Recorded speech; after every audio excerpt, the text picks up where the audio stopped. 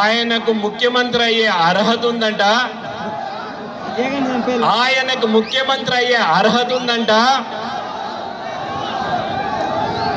నేను ఎవరో కాళ్ళు పట్టుకుంటే ముఖ్యమంత్రి అయ్యానట. ముఖ్యమంత్రి అయ్యే అర్హత రామచంద్రారెడ్డికి ఉందా? ప్రజలను మంత్రిగానే ఇంత హింసిస్తుంటే ఇటువంటి వ్యక్తి ముఖ్యమంత్రి అయ్యే అర్హత ఉందా? ఒక్కసారి ఆలోచన చేసుకోండి. నేను చెప్పకూడదు అనుకున్నాను, ఆయన్ను చెప్పకూడదు అనుకున్నాను. నేను పద్మావతి గెస్ట్ హౌస్ లో రాత్రి 11 గంటలకు డిసిసి ఎలక్షన్లు వచ్చినప్పుడు 50 మంది నా నియోజకవర్గం వాళ్ళు నేను కూర్చొని ఉంటే రాత్రి 11 గంటలకు ఇదే పెద్దిరెడ్డి రామచంద్రారెడ్డి వచ్చి నా కాళ్ళు పట్టుకొని నన్ను డిసిసి ప్రెసిడెంట్ కావాలని అడిగాడు.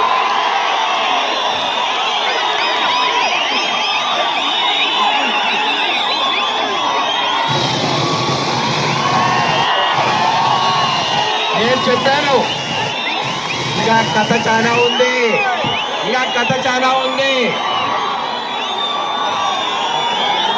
నేను చెప్పాను ఆయనకి, మీరు పెద్దవారు నా కాళ్ళు ఎందుకు పట్టుకుంటున్నారు, ఇది మంచిది కాదన్నా, మీరు లేయి, ఇది మంచిది కాదు అని.